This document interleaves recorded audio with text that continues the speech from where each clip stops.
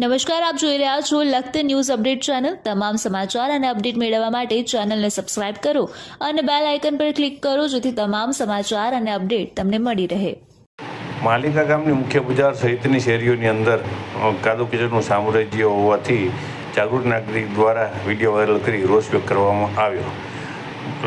માલિકા ગામના મોટા ભાગની બજારોની અંદર કાદવ કીચડનું સામ્રાજ્ય હોવાનું જણાવી તેના દ્વારા જણાવવામાં આવ્યું હતું કે તેમના ગામની અંદર હાલની અંદર પુષ્કળ પ્રમાણમાં રોગચાળો ફાટી નીકળે છે અને લોકોને દવા લેવા પણ જવું પડે છે।